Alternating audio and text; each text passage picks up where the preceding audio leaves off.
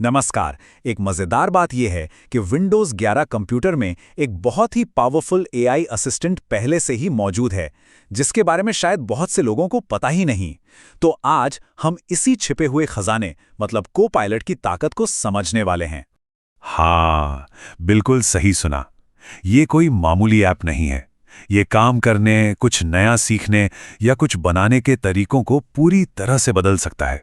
तो चलिए देखते हैं कि ये आयरन मैन वाला जार्विस हमारे कंप्यूटर में आखिर करता क्या है। ठीक है, तो सबसे पहला और ज़रूरी सवाल, इस एआई असिस्टेंट को शुरू कैसे किया जाए? वैसे ये बहुत ही आसान है।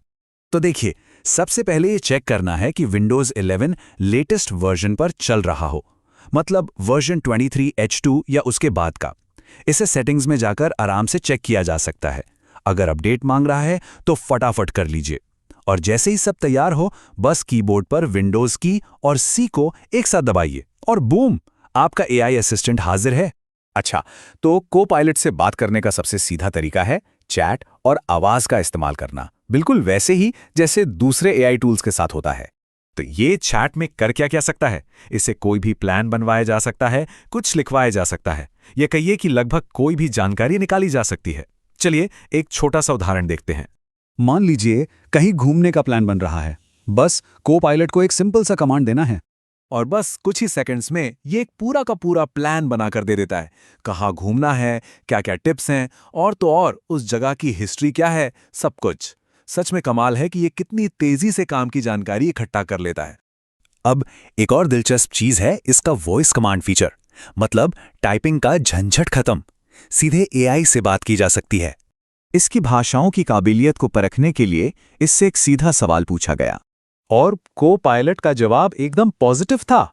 मतलब ये अलग अलग भाषाओं में बात करने में पूरी तरह से माहिर है, जो इसे और भी ज्यादा यूजफुल बना देता है। ठीक है, अब यहां से चीजें और भी ज्यादा एडवांस होने वाली है। को पायलट सिर्फ सुन या पढ़ नहीं सकता, बल्कि ये स्क्रीन पर जो कुछ है उसे देख भी सकता है। तो इस विजन फीचर को टेस्ट करने के लिए को पायलट से स्क्रीन पर दिख रही एक फोटो के बारे में बताने को कहा गया। और जो रिजल्ट आया वो तो कमाल ही था।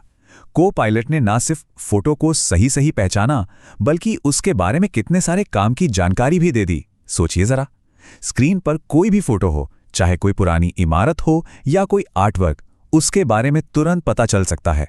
चलिए अब आते हैं इसके सबसे पावरफुल फीचर पर। यह फीचर है ऐप्स के अंदर रियल टाइम में इंटरैक्टिव तरीके से मदद करना। जरा सोचिए कि कोई एक्सेल पर काम कर रहा है और किसी स्टेप पर अटक गया है, तो एक डेमो में को पायलट से बिल्कुल यही मदद मांगी गई।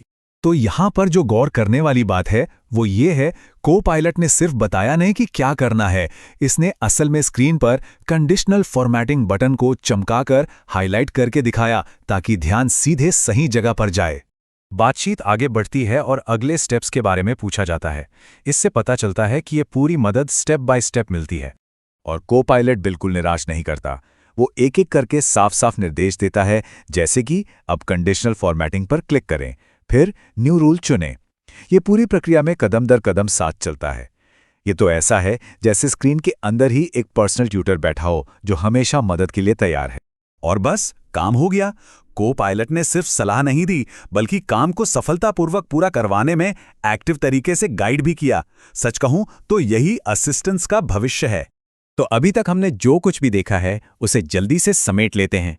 को पायलट सिर्फ एक और चैटबॉट नहीं है, ये उससे कहीं बढ़कर है।